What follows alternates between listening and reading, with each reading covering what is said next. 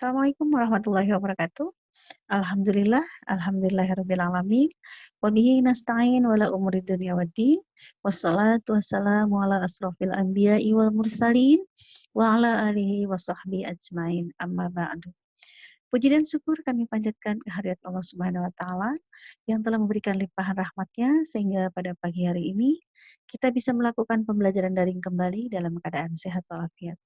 Salawat serta salam kami sanjungkan kepada junjungan Nabi besar kita, Nabi Muhammad Sallallahu Alaihi Wasallam, yang telah membawa kita umatnya dari alam jahiliyah ke alam Islamiyah. Anak-anakku sekalian yang Ibu cintai, selamat bertemu kembali dengan Bu Iin, Guru BK MTSN 1 Kota Serang. Semangat ya belajarnya ya. Oke, kita akan bahas pagi hari ini tema kita tentang perkembangan remaja.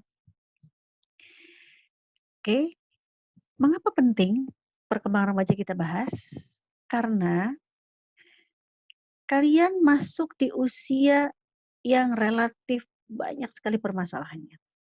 Di satu sisi, kalian ketika masuk ke usia remaja, kalian menemukan hal-hal baru, kalian mengalami masa perkembangan yang sangat pesat, kalian juga mengalami masa-masa indah yang tidak akan terlupakan oleh kalian sampai akhir hayat kelak.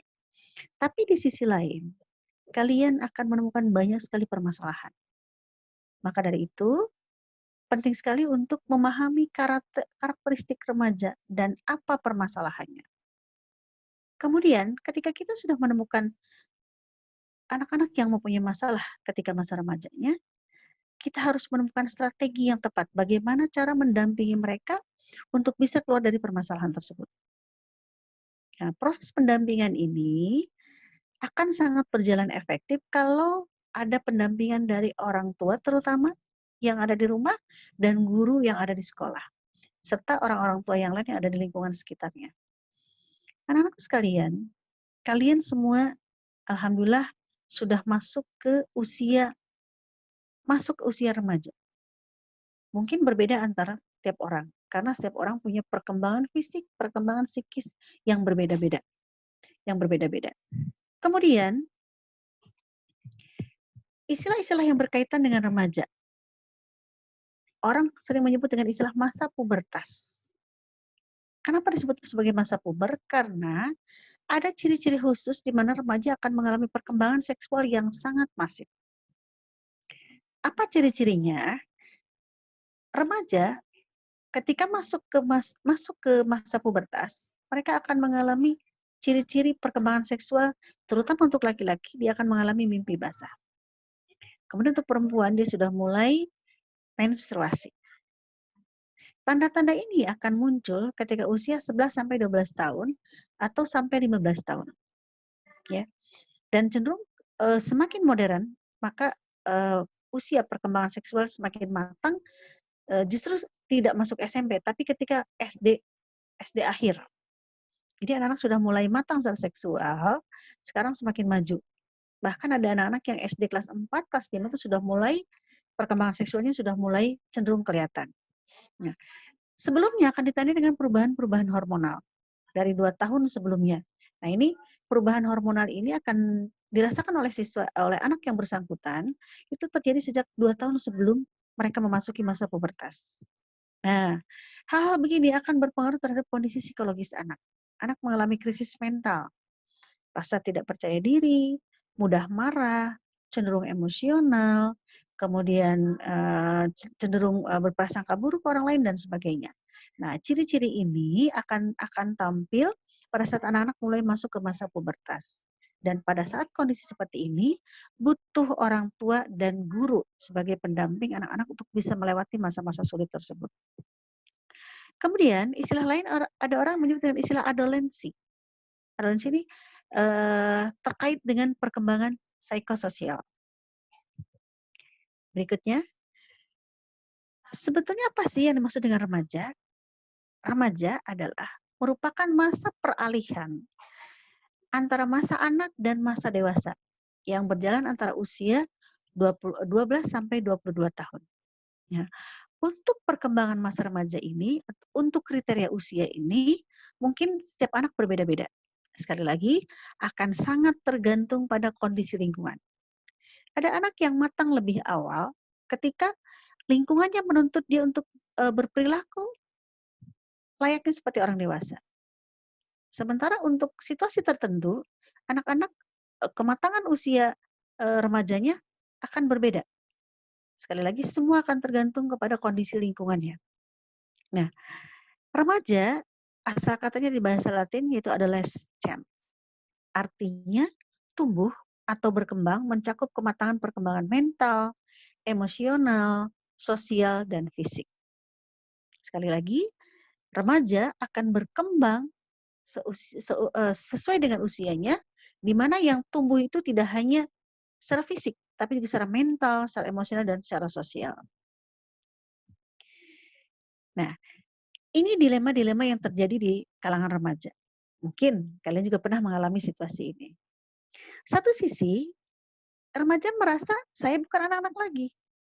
Saya udah gede loh mah, udah dewasa loh mah, gitu ya. Mungkin kalimat ini sering muncul dari mulut kalian. Ketika disuruh hal-hal tertentu, kalian akan menjawab pertanyaan orang tua dengan mengatakan bahwa saya udah dewasa loh mah, gitu. Nah, kemudian anak-anak juga sudah mulai menyadari ada perubahan secara fisik. Nah, ini sekali lagi secara fisik anak-anak yang sudah mulai masuk ke remaja, untuk yang perempuan sudah mulai tumbuh tinggi, ya cenderungnya berkembang ke samping kalau untuk perempuan, terus kemudian maaf sudah tumbuh payudara, kemudian sudah mulai tumbuh bulu-bulu halus. Kemudian untuk laki-laki sudah mulai tinggi, kalau laki-laki cenderung tumbuh ke atas, terus kemudian sudah mulai suara berat, ngebas katanya istilahnya. Terus kemudian laki-laki sudah mulai tumbuh jakun, sudah mulai tumbuh bulu-bulu halus dan sebagainya, ya. Sementara anak satu sisi, walaupun dia sudah tahu bahwa dia ada perubahan secara fisik, tapi anak belum tentu paham apa fungsi perubahan tersebut. Bagaimana dia menguasai fisiknya secara baik. Bagaimana dia beradaptasi dengan perubahan fisik yang terjadi. Kemudian dilema yang lain. Satu sisi anak merasa masih berstatus sebagai anak sekolah, masa belajar. Tapi di sisi lain, anak-anak merasa tuntutan lingkungan lebih dari apa yang diharapkan. Kadang-kadang hal-hal begini justru merasa anak diberatkan dengan segala tuntutan dari lingkungan tersebut. Jadi hal-hal dilematis ini sering terjadi pada anak-anak dan tidak semua anak bisa melewati masa-masa sulit ini. Bagi sebagian anak mungkin mereka bisa melalui dengan segala kesulitan tersebut dengan baik. Tapi bagi sebagian lagi, bagi sebagian anak yang lain, kesulitan-kesulitan pada saat masa remaja ini tidak mudah untuk dilalui oleh mereka. Sekali lagi ini butuh pendampingan dari orang tua, guru, dan orang-orang dewasa di sekitarnya. Kemudian, kenapa masa remaja itu penting untuk kita bahas? Karena sekali lagi, masa remaja dipandang sebagai masa yang paling sulit dan penuh tantangan. Berkaitan dengan masa sulit ini, muncul berbagai persepsi khas tentang remaja. Pertama, remaja diidentikan sebagai masa pemberontak, masa yang penuh dengan amarah, masa yang penuh dengan ketidaknyamanan dengan situasi tertentu. Kemudian juga yang kedua, remaja merasa sulit untuk diatur. Kadang-kadang kalau kita tidak memahami remaja, seakan-akan masa remaja itu masa yang bandel, masa yang susah untuk dikontrol. Anak-anak mengatur sendiri, bagaimana pengennya dia sendiri, ya. Kemudian yang ketiga, menghadapi usia remaja bagi sebagian orang tua dianggap sebagai masa yang ketar-ketir, masa yang luar biasa, membuat pusing kepala. Tapi tenang saja, sekali lagi tidak semua remaja melewati masa remaja dengan hal-hal seperti ini. Ada banyak remaja yang melewati masa remajanya dengan baik. Tergantung sekali lagi kondisi di sekitarnya. Apa yang berkembang dalam usia remaja? Yang pertama, selain fisik, remaja juga mempunyai perkembangan secara kognitif. Nalar mereka sudah mulai berkembang, sudah mulai bisa menangkap hal-hal baru yang dia pikir, yang dia asumsikan, yang dia kembangkan hal-hal baru tersebut berdasarkan sesuai dengan pemikiran mereka.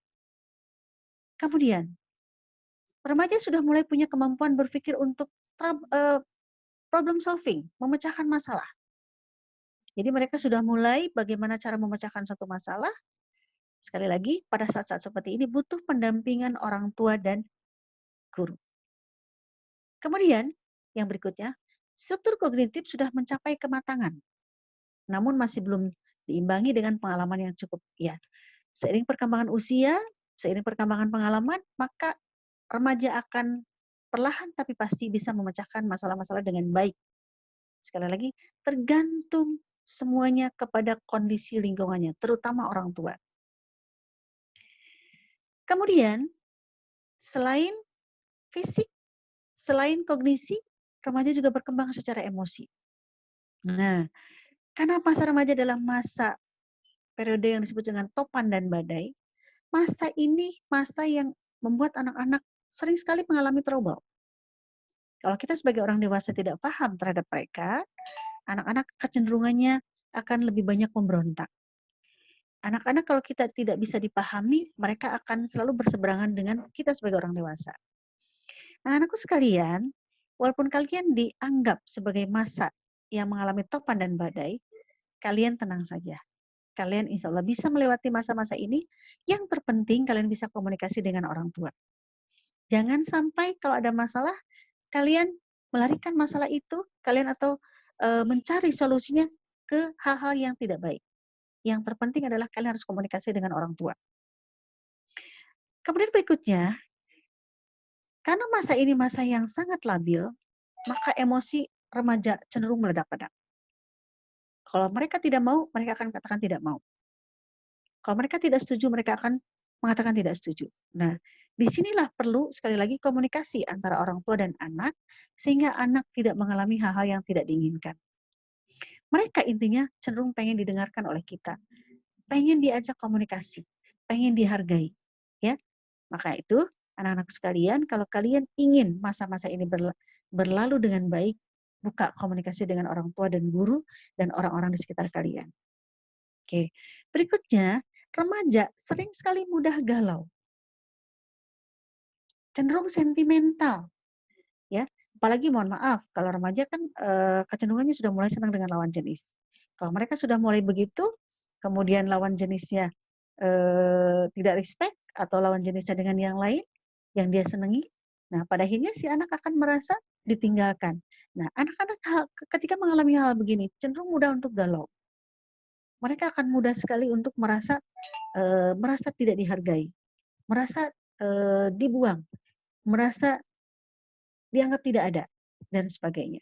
Nah, hal-hal seperti ini sekali lagi akan bisa kalian lalui kalau kalian komunikasi dengan orang-orang di sekitarnya, terutama orang tua dan guru-guru kalian. Kemudian, hal lain yang berkembang adalah secara sosial. Remaja akan mengalami perkembangan sosial yang luar biasa. Disinilah momen di mana anak-anak kita, kalian, harus bisa bergaul dengan orang-orang di sekitar kalian. Ya, buat pergaulan, dalam hal ini pilih pergaulan yang positif, yang bisa membuat kalian jauh lebih baik. Perkembangan sosial remaja ini akan ditandai dengan jangkauan pergaulan sosial yang bertambah luas. Anak-anak ini akan semakin banyak mencari teman, ya, apalagi tipikal anak-anak yang ekstrovert. Dia akan sekali gampang untuk bisa bergaul dengan orang lain. Kebalikannya dengan mereka-mereka yang mempunyai kepribadian introvert. Anak-anak seperti inilah yang butuh pendampingan untuk bisa menghadapi lingkungan-lingkungan sosial yang baru, di mana dia bisa menambah pertemanan dengan orang-orang di sekitarnya. Kemudian ditandai dengan wawasan sosial juga bertambah luas. Nah, ini akan setiap anak akan mengalami ini, cuma bagaimana implementasinya, bagaimana mereka bisa mewujudkan itu akan sangat tergantung dengan tipikal kepribadian yang bersangkutan dan juga pendampingan sekali lagi dari orang tua dan orang-orang di sekitarnya termasuk guru. Kemudian konformitas dengan teman sebaya.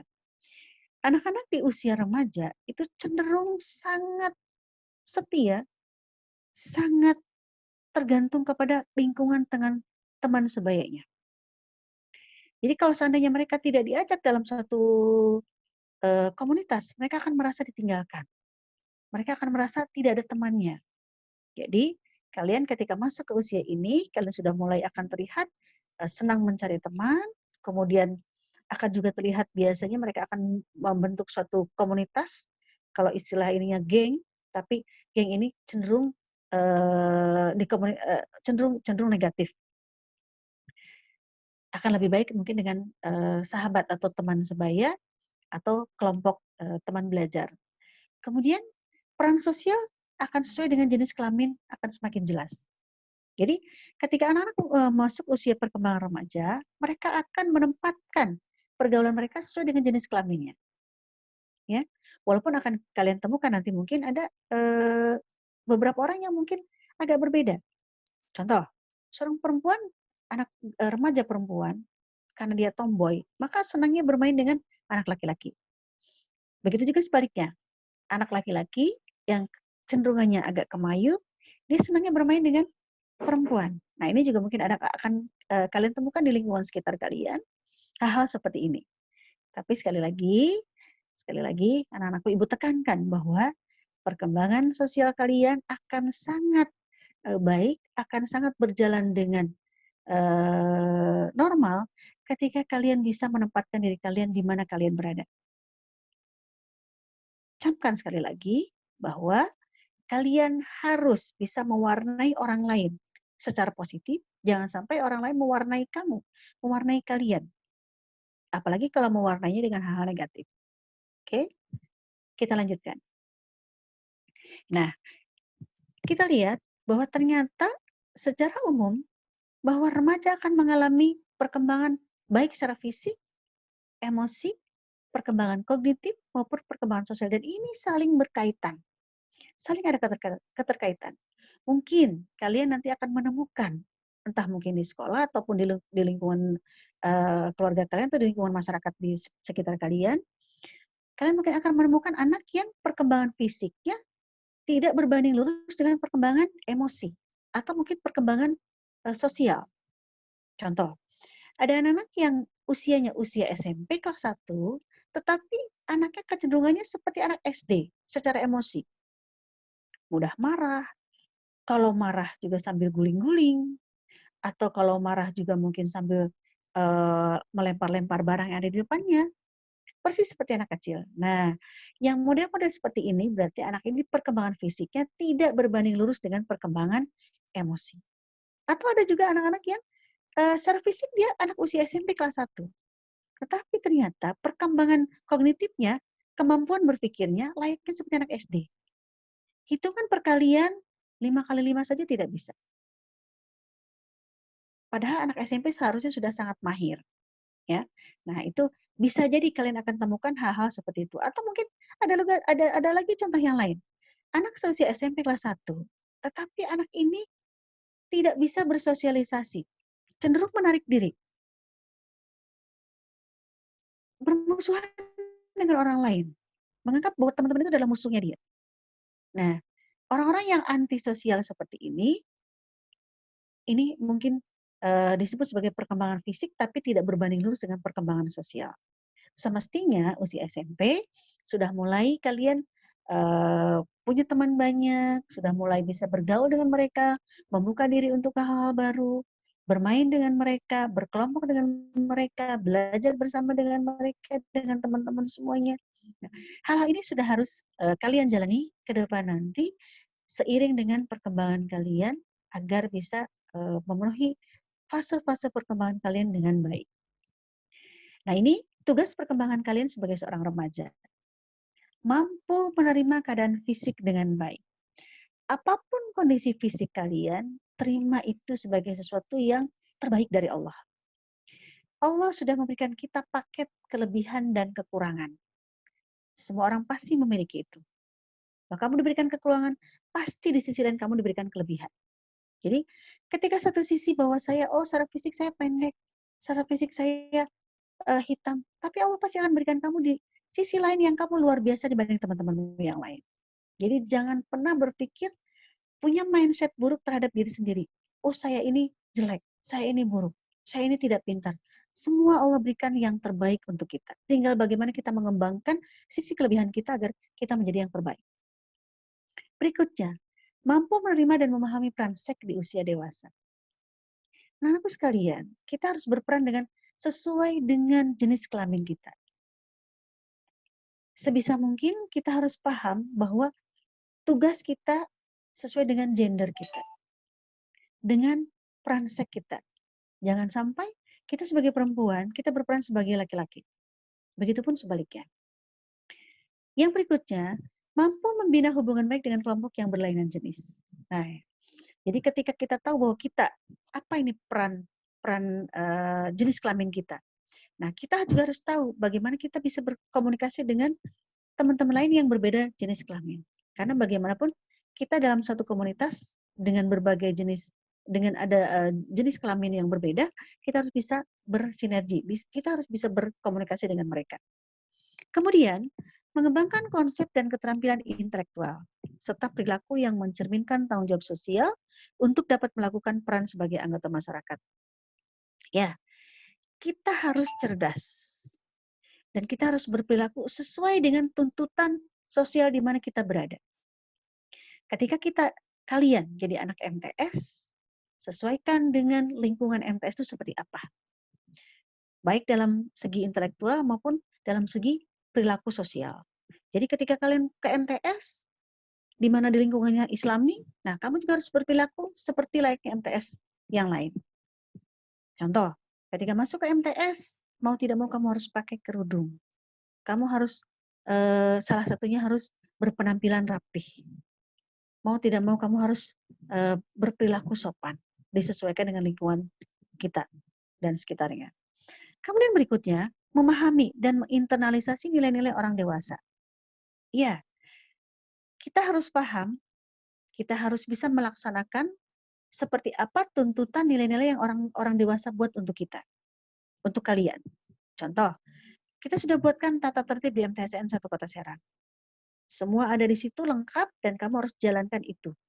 Itu tata tertib sudah kita buat berdasarkan kesepakatan antara Waka kesiswaan, guru BK, perwakilan siswa, ya, dan orang-orang yang sudah kita anggap sebagai layak untuk memberikan masukan berkaitan dengan tata tertib.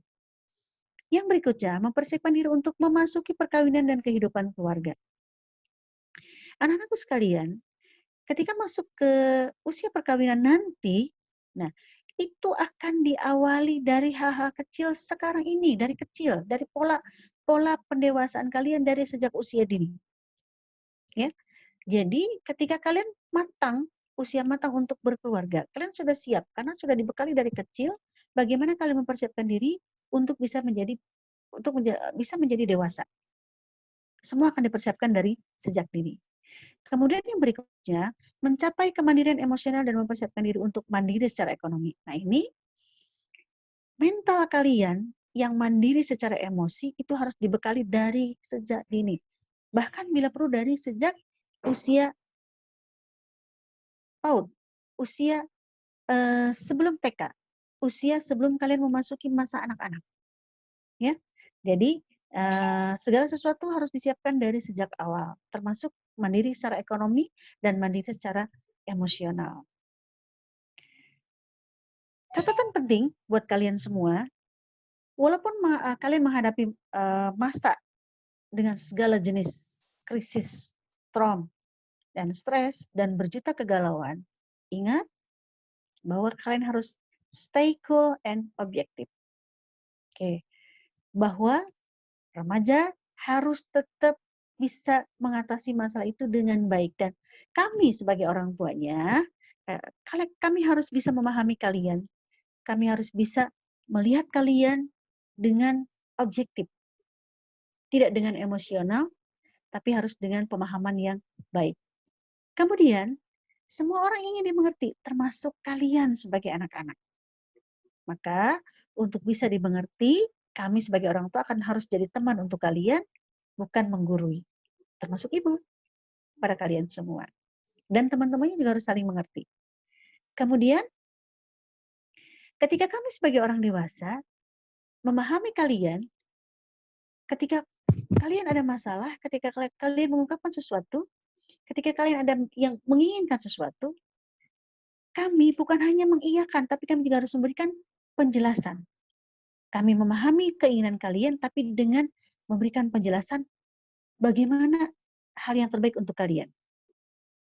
Kemudian, kami sebagai orang tua harus mengetahui kalian, bagaimana hidup di lingkungan kalian. Bagaimana kalian bisa bergaul dengan lingkungan kalian, dengan orang tua, dengan teman, dengan lingkungan sekitarnya. Kami sebagai orang tua harus paham itu. Kemudian, kami juga sebagai orang tua wajib mengarahkan kalian sebagai anak-anak ibu, anak-anak orang tua kalian, bukan memaksa, tapi mengarahkan secara perlahan untuk berperilaku lebih baik lagi. Oke, ingat sekali lagi bahwa semua orang ingin dimengerti, remaja juga ingin dimengerti. Jadilah teman yang mengerti tanpa menggurui, namun tak melulu mengiyakan apa yang ia kehendaki. Anak-anakku sekalian, itulah materi kita tentang perkembangan remaja. Semoga ini ada manfaatnya untuk kalian semua. Semoga juga bisa membuat kalian jadi lebih baik. Semoga kalian jadi lebih banyak tahu tentang remaja. Itu saja, semoga bermanfaat. Billahi taufiq wa hidayah. Wassalamualaikum warahmatullahi wabarakatuh.